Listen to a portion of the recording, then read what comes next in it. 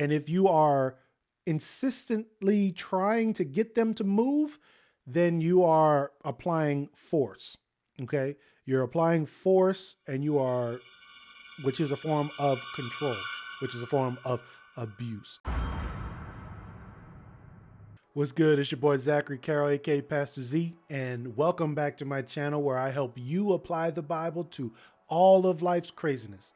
Today, we got Valentine's Day coming up, and this is a video I've been wanting to do for a while, and the Holy Spirit just hit me, so I'm just answering his call.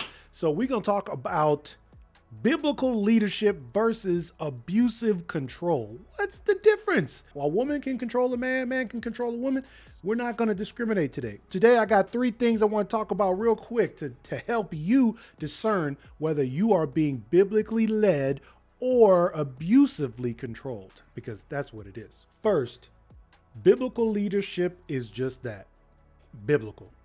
Is what he is telling you found in the Bible? Can you find what he's saying? Is the heart of what he's saying, or the essence of what he's saying, found in Scripture?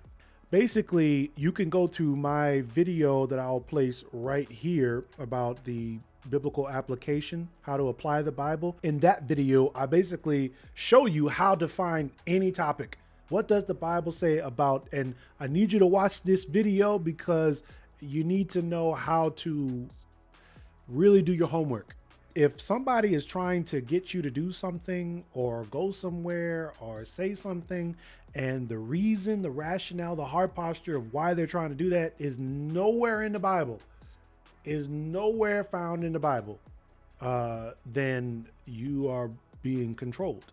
You're not being biblically led, because biblical leadership is founded, the foundation is in the Scripture. 2 Timothy 3:16, all Scripture is profitable. It's useful for rebuking, for training, for correcting. So if somebody's correcting you, someone is trying to put or tell you that you shouldn't do something, then it needs to be founded in Scripture. If it's not, then it is just control. Point number 2, leadership is directional, not kinetic. Let me explain. Leadership is more defined by in what direction are we headed. We're already moving, but we just need to know what direction we need to go. Leadership is not kinetic in that it does not start somebody moving. Like, you can't take somebody, you can never lead somebody that's not already moving. All right? They need to already be moving towards that direction. They need to be moving towards that outcome, that desire. And you, if you're leading them, can help sharpen the compass. You can help direct the GPS. You can put in the destination, but that person must already be in the car with it on drive. They need to be already in drive. You can't start somebody moving from standing still. In this specific situation, if you're trying to biblically lead them, but they're not even walking towards Christ in their own life, then you are abusing them. You are. Salvation is an individual decision. Salvation is a personal decision. Salvation is already being worked through by God. He's already calling people.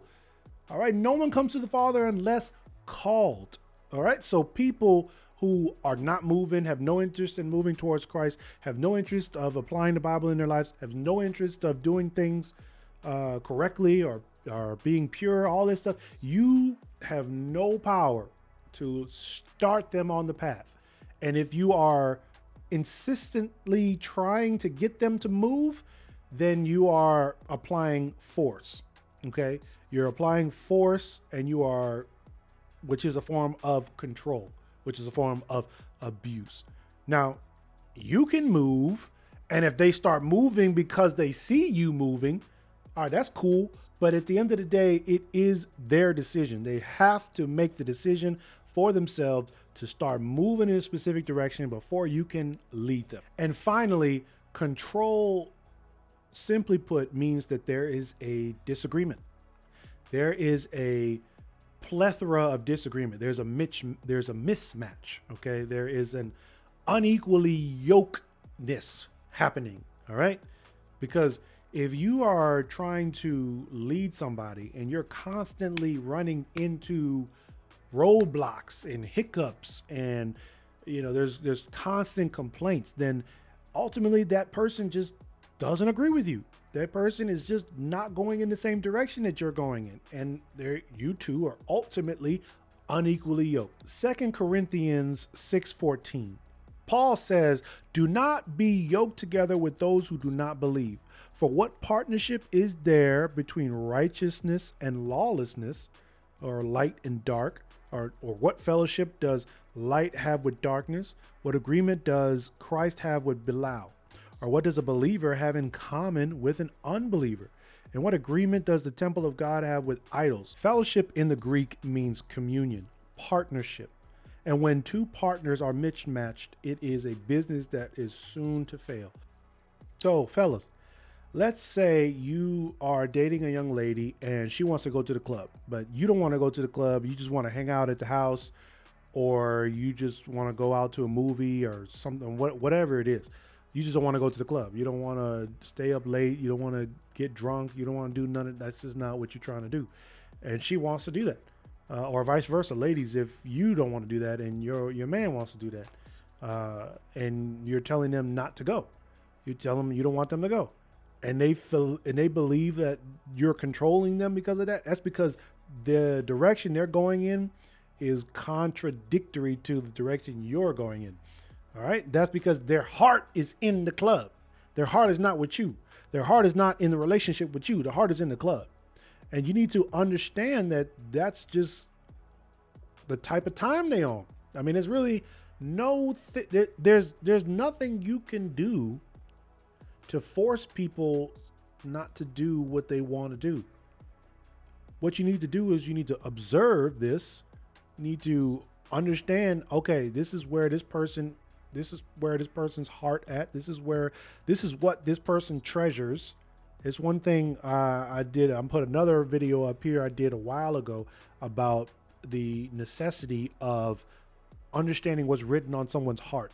Okay, when you see that they treasure their time at the club, they treasure their time getting drunk and wearing skimpy outfits all the time. If they treasure that and you don't, and you should probably stop dating. You probably should stop dealing with each other. And if you're married, you need some counseling. You need some counseling. You need to get your community involved, and you need to get your church involved and be like, yo, help us. Help us. Okay, because we have an issue here, which is what biblical community is. This is what the family of God is for. And if you don't have wise counsel, whether you're single, whether you're married, you're in deep doo-doo. All right, you need to be surrounded by other people following after Christ like you, so you could bounce these things off of. Comment and subscribe. My name is Zachary Carroll, aka Pastor Z. Y'all be cool.